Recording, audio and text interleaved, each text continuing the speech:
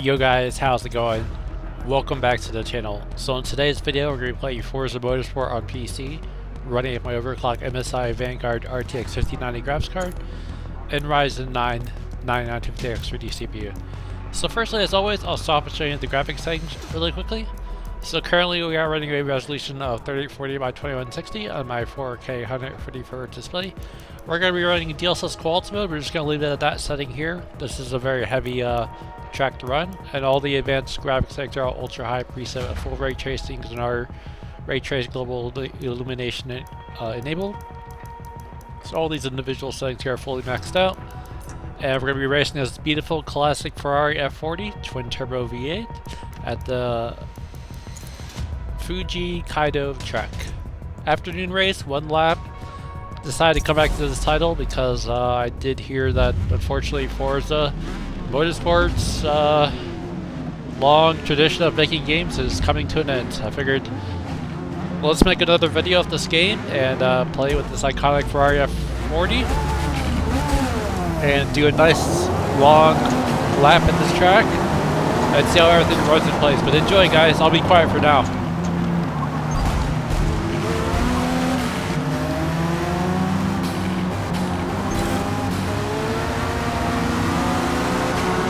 And we will cycle through the views as we progress through the race. And back to what I was saying, yeah, Forza had a long history. I think the first Forza debuted on the original Xbox. I believe it was around 2006, if I remember correctly. And I played every iteration of Forza Motorsport, every single one of them. Whether it be on the original Xbox, the Xbox 360, the Xbox One, Xbox One X, and then the Xbox Series X, and then obviously this latest iteration is Forza Motorsport, which doesn't have any number after it. And I guess that was the final end-all series, which is unfortunate, but I guess there's really nothing we can do about it. I guess it's partially because of Xbox laying off their employees, so if anything, we'll still enjoy the game and still play it and just play this awesome game. I'm going to cycle through the views as I progress through the race, and we'll see this beautiful track, and we'll try to enjoy the race, and we'll take things there. But enjoy the race, guys.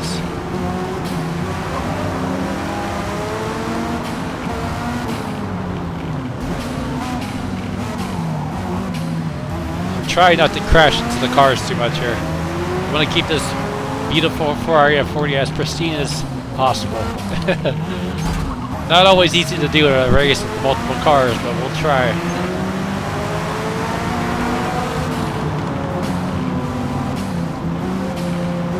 It looks like 4K DLSS quality mode, we're averaging 130 FPS, 1% low, sitting at 108. Max FPS at 138. Now when I go to the cockpit view, there's going to be a small stutter, which does happen when the RTGI option is enabled, but we'll try to do this cockpit view here. Sneak by here without getting in the car too damaged, hopefully. It's like bumper cars, literally.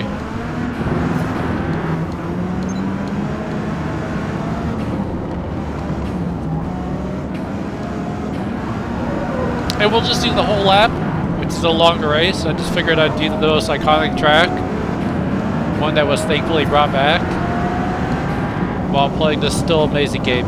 Another thing I wonder is, I know this is an online-based title where you have to have an online connection to play it. I wonder if they're going to like create an offline mode or something whereas you can still play the game and not lose any content. So that's another concern I have about this title, with it being an online title. Like, are they going to keep the servers running, or what they're going to do? That no one really knows, I don't think. So there's another little concern about not be able to play, you know? And with all the updates they've done to this title, I think they really made it very competitive with like Gran Turismo 7, which is also a nice, amazing racing simulation title, which I do play on my PS5 Pro. And I think they really turned this game around. Like at launch, it was really bad, but it got a whole lot better, from the visuals to the driving aspects to the sound quality. They started releasing more tracks. They did a lot to really improve the game. So hopefully, like I said, the servers will still remain intact even after the game is officially done for. At least that's what we can hope for, at least.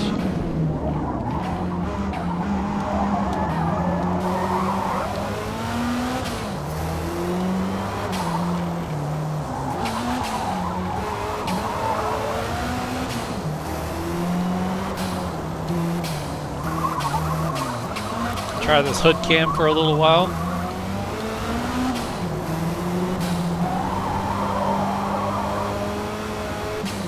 I'm actually doing better than I usually do. I'm surprised. This Ferrari is actually pretty fast. I didn't expect to be in first place this quickly. It's just a level 3 gyro tower difficulty, nothing too hard, but I feel like this car is well balanced for this track. It feels very glued to the road here. In real life, this car would be a handful. It's basically a racing car. I mean, the whole body is carbon fiber. No AC, very little creature comforts. I don't even know if it even has ABS, to be quite honest with you.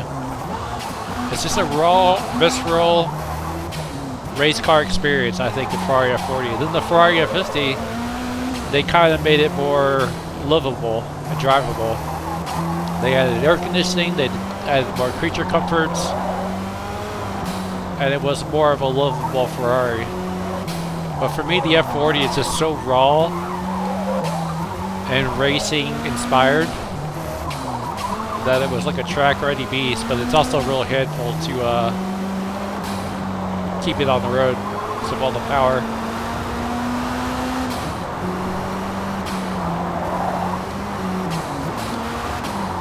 Whoa, that was not good. It's towards the end of this race is where the track gets a little bit more difficult. There's lots of elevation changes and hairpins. And I always feel towards the end of the track, that's where you really have to focus on maintaining your lines here. If you're not careful, you'll just smack the guardrail like I just did. Because it's all about weight transfer, you know? It's a really intricate course when you're going down this mountain here.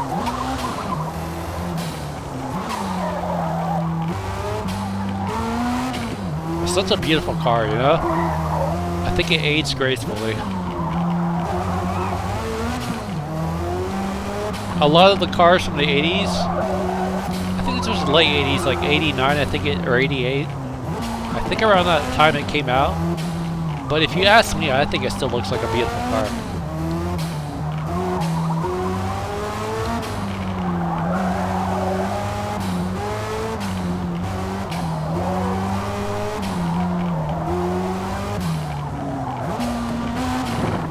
Looks like we maintain an average of 137 FPS, 1% low sitting at 106, and a max FPS of 181, which is probably just an FPS spike, I would assume.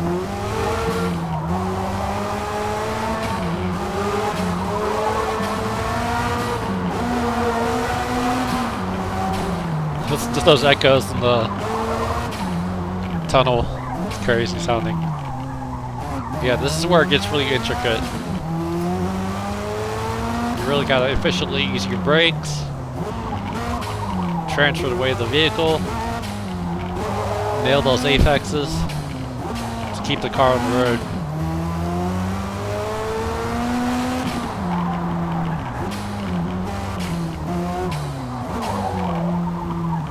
Yeah, that's a tough turn there. And I'm going to show partial the replay as well because the replays on this track look absolutely insane. I would say even comparable to Gran Turismo 7.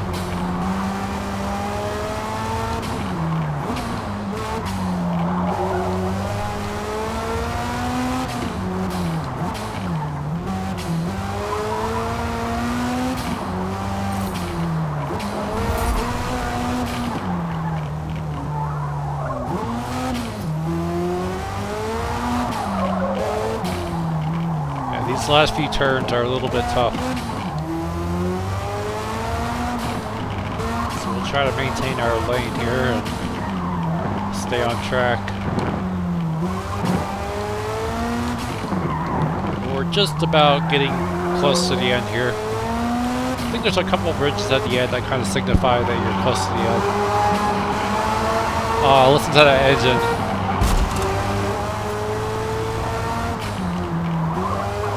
And there's Mount Fuji.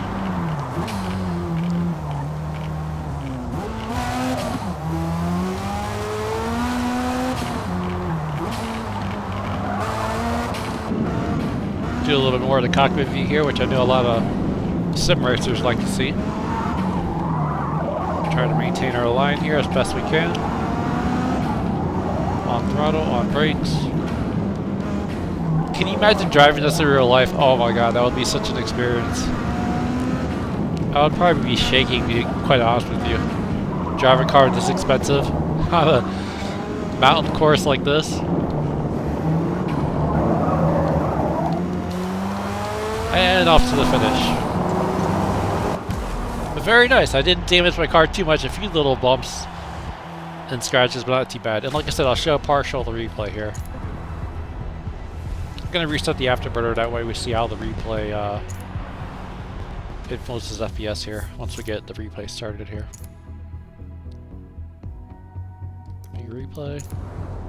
Reset the afterburner. I almost want to say the replay is actually more heavier to run.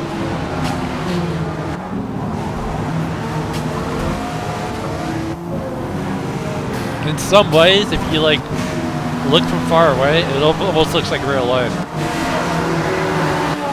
In some scenes. Like with the shaky camera.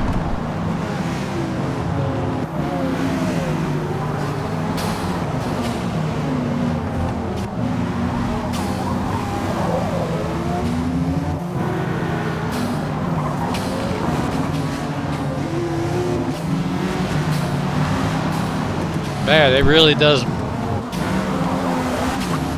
almost give you a little motion sickness because it's so shaky.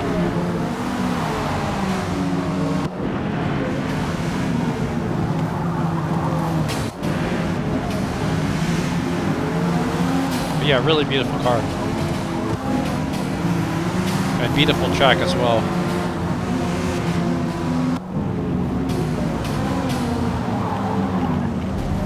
Anyways, guys, I'm gonna wrap up the video here, and if you did enjoy the video, you can definitely a like. And if you want to see more content like this, more RTX 3090 gaming benchmarks on my Ryzen 9 9950X 3D CPU, feel free to subscribe.